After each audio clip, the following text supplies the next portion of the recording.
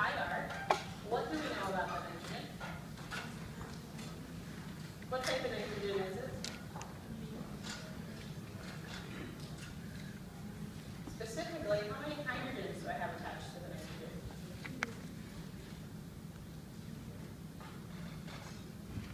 Around your 3,300, that is your OH. That's also our NH. Based on the number of signals, that tells us how many hydrogens are on the nitrogen.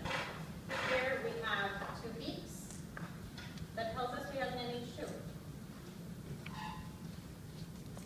When trying to figure out what the molecule is that we have, this helps us a lot because we know nitrogen is parallel. To be neutral, nitrogen has 3 bonds. I can only have one more attachment to the nitrogen.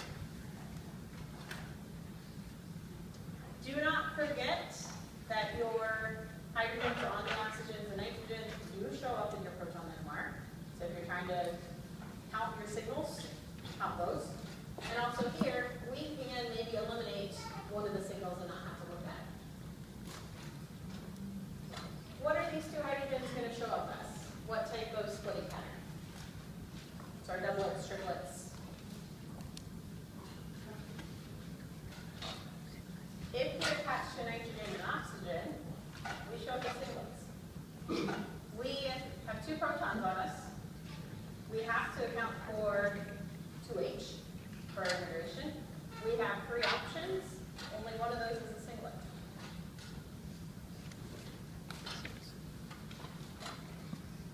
There are special cases that they do split. It's not going to be any of the examples that you see. So if it's an OH or an NH, it comes as a singlet.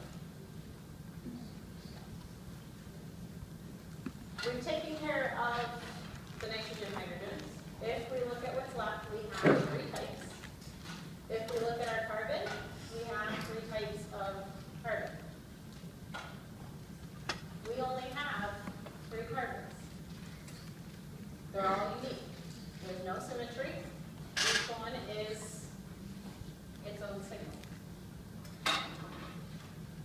If we look at the proton NMR and what's left, which signal is the carbon, the hydrogens on the carbon, attached to the nitrogen? The highest or the lowest ppm value? Nitrogen is more electronegative than carbon. It has to be the highest ppm value. We know the signal then right below 3, even without looking at any tables, because we only have the nitrogen, we don't have any other functionality. We know that that one has to be attached to a nitrogen.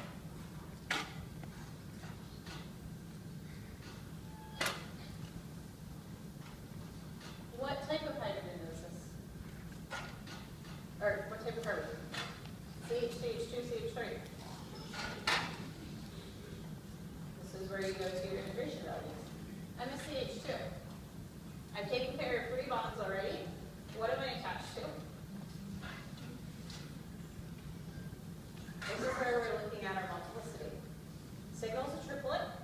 If we use the n+1, we have to be next to 2 hydrogens. Again, when you are doing this, do not count the hydrogens that are in nitrogen and oxygen. When you're going through the heteroatom, they're not splitting.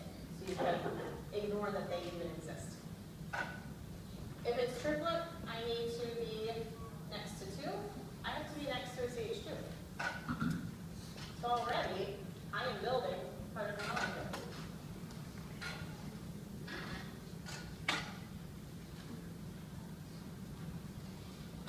If I look at the 2 signals that are left, I have a 2H or 3H integration. I'm attached to a CH2. The only signal this can be then is this quintet. It's the only one that integrated for 2.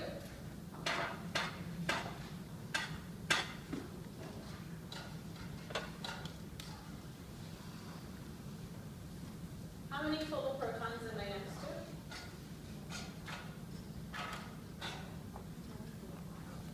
And this is where I obviously couldn't count it in.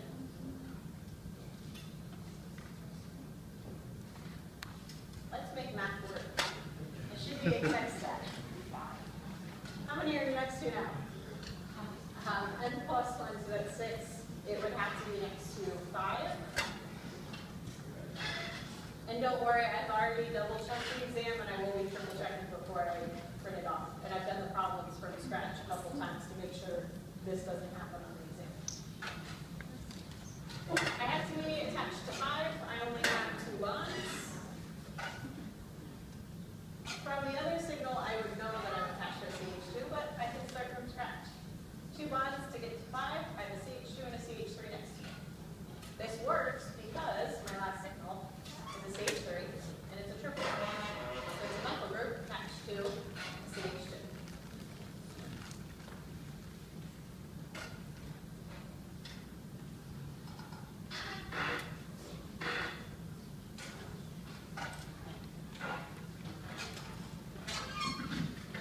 As you are labeling the proton NMRs, you can do it in, especially the carbons, you can do it a couple different ways.